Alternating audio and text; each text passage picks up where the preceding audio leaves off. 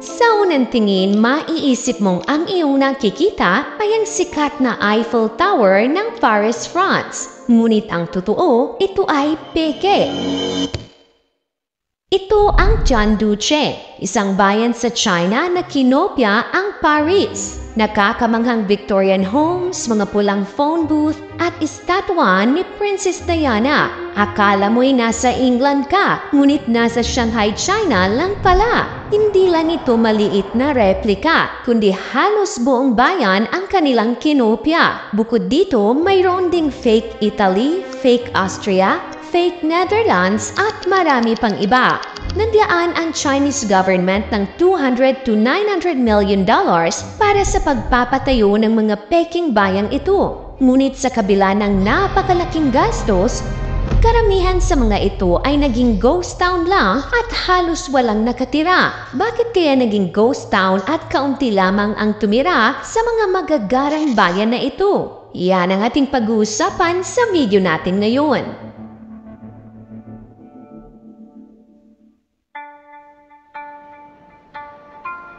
Kilala ang China sa kanilang copycat culture, peking mobile phones, sapatos at iba pa. Para sa karamihan, ang pamumopya ay hindi maganda. Ngunit sa China ay ini-encourage pa nila ito. Kung dito sa atin, ang tinatayo ay maliliit lang na replika ng mga iconic attractions gaya ng Eiffel Tower sa Bulacan at ang Peking Venice Canal sa McKinley Hills sa Taguig, sa China ay ibang level na ang kanilang pangungopya dahil buong syudad o bayan na ang kanilang kinopya mula sa mga Western countries.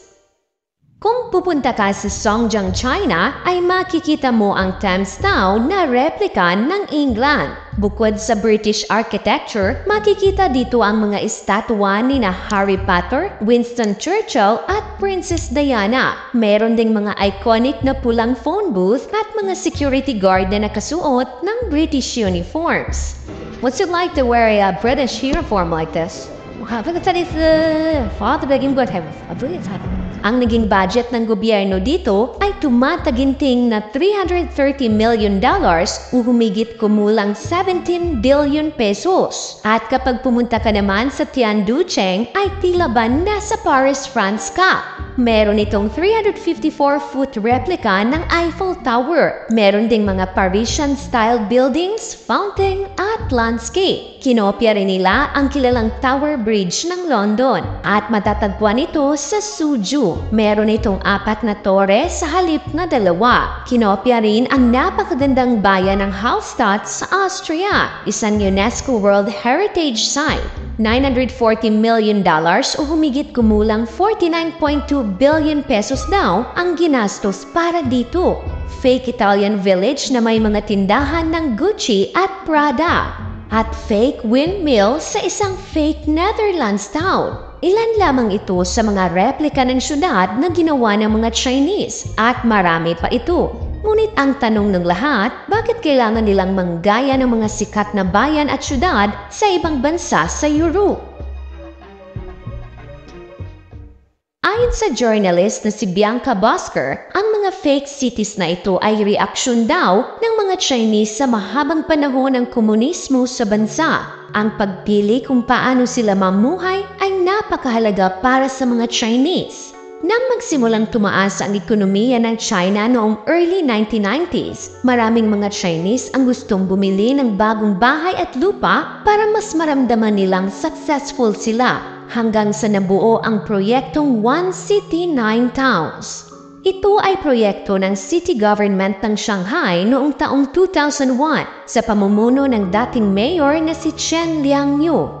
Noong mga panahong yun rin kasi ay lumulobo na ang populasyon ng Shanghai at nagpatuloy ito hanggang ngayon. Sa katunayan, ang Shanghai ngayon ay pangatlo sa mga syudad na may pinakamaraming tao sa buong mundo. Kaya naman ang naisip na solusyon ni Chen ay iingganyo ang mga tao na tumira sa labas ng Shanghai sa pamamagitan ng pagtatayo ng bagong mga bayan. Sa ganitong paraan ay mababawasan ang mga taong nakatira sa loob ng Shanghai. Ang naisip nila ay gumawa ng mga bayan na hindi mga typical Chinese buildings, kundi gagayahin nila ang mga syudad ng ibang bansa. At ang napili nila ay mga bansa sa Europe. Bakit? Dahil ang mga bansa sa Europe daw kasi ay nagpapakita ng kapangyarihan, impluwensya, tagumpay at kayamanan. Para rin kasi sa mga Chinese, ang paggawa ng mga replikang buildings at istruktura ng mga mayayamang bansa sa mundo ay nagpapakita kung gaano ka-advance ang kanilang teknolohiya at tila ba ito ang trophy nila. Dahil dito, inasahan ng gobyerno na mas tatangkilikin at mas maraming bibili ng mga properties dahil nga para ka nang tumira sa Europe kumpara sa mga usual na Chinese infrastructures. At bukod dyan, naisip nilang kikita pa sila sa turismo dahil maraming turista ang maeenganyong pumunta sa mga syudad na ito. Nagyaan ang Chinese government ng $200 hanggang $900 million para maipatayo ang mga replikang syudad na ito. Nag-hire din sila ng mga eksperto sa mismong lugar na kanilang panggagayahan para makuha nila ang tamang anggulo at itsura ng mga syudad na kanilang ginagaya. Sa One City, 9 Towns na proyektong isinulong ni Chen, 7 lamang ang matagumpay na naipagawa na siya namang nagbigay ng pagkakataon sa ilang residente na makatira sa mga mistulang European cities gaya ng Spain, Germany, Netherlands at England na hindi umaalis ng China.